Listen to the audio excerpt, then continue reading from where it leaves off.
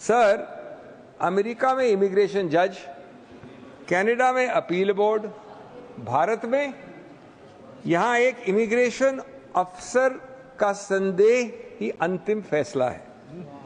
कोई अपील नहीं, कोई सुनवाई नहीं, सिर्फ एक अफसर की नजर और आपका पासपोर्ट, आपकी पहचान सब खत्म। यहां सर शब्दावली स्पष्ट है और सत्ता असीमित है। ये न्याय नहीं, ये निरंकुश राज है। एक अफसर का हुक्म अब आखिरी आवाज है। तीसरा बिंदु, पुनर्निरीक्षण करने की कोई भी ओवरसाइट संस्था कम से कम प्रथम स्तर पर तो देनी चाहिए। जब आपने इतने व्यापक इसमें अधिकार क्षेत्र दिए हैं सरकार को और एग्जीक्यूटिव को, कार्यपालिका को, बहुत कम ऐसे कानून देखे हैं मैंने जहां ऐसी संस्थाएं न मिले कम से कम प्रथम स्तर पे, खास तौर पर जहां किसी व्यक्ति के आने जाने और भारत में रहने पर इतना कड़ा प्रतिबंध लगाने का अधिकार क्षेत्र है, जो सिर्फ इस बार इमिग्रेशन अफसर को दिया जा रहा है। उसके ऊपर कोई ऐसा ओवरसाइट मैकेनिज्म नहीं है। ऑनरेबल गृह मंत्री ने लोकसभा में जवाब दिया था कि इमिग्रेशन अफसर के पावर्स उन्होंने ये कह के उड़ा दिए थे कि इमिग्रेशन अफसर पहले भी उसके विरुद्ध अपील नहीं होती थी और इमिग्रेशन अफसर 24 कसौटियों में, क्राइटेरिया में निर्णय लेता है। इस वक्तव्य में गलती है जो माननीय गृह मंत्री ने लोकसभा में दी इसी बिल पे, क्योंकि ये बात सही है कि पहले अपील नहीं होती थी, लेकिन पहले सेक्शन 3 भी नहीं था। ये अधिकार क्षेत्र नहीं थे जो अब आए आपके पास। इतने व्यापक इसमें बिंदु हैं जो पहले कभी नहीं थे। जब आपने अधिकार क्षेत्र, पावर्स, कोएर्सिव पावर्स, इंट्रूजन बढ़ा दिया तो संस्था भी आवश्यक है। तो ये जो तुलना दी है माननीय गृह मंत्री ने लोकसभा में गलत है। उन्होंने अमेरिका की तरफ भी संकेत किया। माननीय गृह मंत्री ने अमेरिका की ऑफिस ऑफ इमिग्रेशन की जो वेबसाइट है बड़े स्पष्ट रूप से बताती है कि वहां लगभग 700 इमिग्रेशन जज हैं, 700, और उसके ऊपर एक बोर्ड ऑफ इमिग्रेशन अपील्स भी है जो इन इमिग्रेशन जजेस का पुनर्निरीक्षण करता है। और मैं ये कहना चाहूंगा बहुत विनम्रता से कि अगर आप विकसित भारत बनना चाहते हैं तो हमें विश्व के उन सब विकसित वर्गों से उन सब की उत्तीर्ण चीजें लेनी चाहिए, न कि उनकी पिछड़ी कानून की आदतें। चौथा,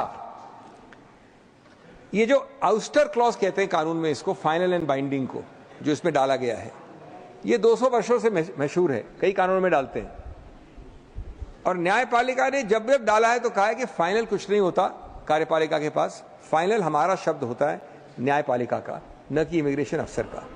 लेकिन मुद्दा क्या है? मुद्दा यह है कि हमारी सरकार जानती है कि हमारी कचहरी कितनी चींटी की चाल से निर्णय देती है। यह भी जानती है कि इस कानून के अंतर्गत अनेक ऐसे याचक होंगे जो या तो कोर्ट कचहरी पहुंचने का सामर्थ्य नहीं रखते, या अधिकतम विलंब से जिनका मामला वैसे ही निष्फल हो जाता है, इनफ्रक्शस हो जाता है। तो इसलिए ये ओवरसाइट मैकेनिज्म आवश्यक था। पांचवा बिंदु, अनुच्छेद 3(2) के अंतर्गत कोई भारत से बाहर भी जाना चाहता हो, गौर करें, बाहर जाना चाहता हो, और यद्यपि उसके विरुद्ध कोई एफआईआर नहीं, कोई कंप्लेंट नहीं, कोई चार्जशीट नहीं, वो अभियुक्त भी नहीं है, तो भी बाहर नहीं जा सकता क्योंकि उसका वीजा खत्म हो गया है। सेल्फ डिपोर्टेशन जैसा अभी एक भारतीय महिला विद्यार्थी ने किया यूएसए में, वो 3(2) के अंतर्गत असंभव है। छठा, ये तो हुई वीजा खत्म होने की बात। अब वीजा न खत्म हुआ हो, उसके अतिरिक्त किसी का भी भारत से बाहर जाना इमिग्रेशन अफसर के आदेश द्वारा रोका जा सकता है। बाहर जाने की बात कर रहा हूं मैं, अंदर आने की बात नहीं कर रहा हूं। और इसके कारण इसमें, इस बिल में नहीं दिए गए हैं कि किन कारणों से वो कार्यपालिका, वो इमिग्रेशन ऑफिसर ये ऑर्डर, आदेश दे सकती है। Are these not mechanisms? Sir, मंत्री महोदय सुनिए, मैं दोनों आंख को खुली रखकर दोनों कानों से स्थिर मन से सुन रहा हूं। मैं आपको आश्वस्त नहीं, अभी आपको जवाब देना, बाद में नहीं। आप बोले। न्याय नहीं, यह तो निरंकुश राज है। एक अफसर का हुक्म है, आखिरी आवाज है। जब कानून की परिभाषा अफसर की मर्जी बनेगी तो लोकतंत्र की सांसें घुटने लगेंगी।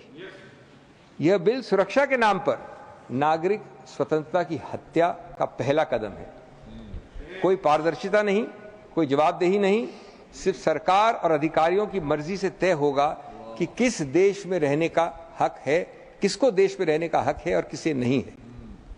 क्या यही नए भारत की सोच है?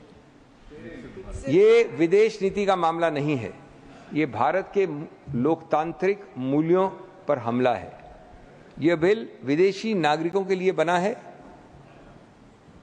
मैं मानता हूं कि ये नागरिकों, हमारे नागरिकों के नहीं बना है, विदेशियों के लिए बना है, लेकिन इसकी छाया भारतीयों तक पहुंचने में देर नहीं लगेगी। आज ये संदेहास्पद विदेशी का निशाना बनाता है, कल यही तंत्र भारतीयों को भी क्यों नहीं बना सकता निशाना। इस प्रकार की नियंत्रण सन की सरकार, कंट्रोल फ्रीक सरकार, एक स्तर पर अपनी असुरक्षा की मानसिकता दर्शा रही है। शायद आप सोच रहे हैं, बुलंदी देर तक किस शख्स के हिस्से में रहती है, बुलंदी देर तक किस शख्स के हिस्से में रहती है। बहुत ऊंची इमारत हर घड़ी खतरे में रहती है।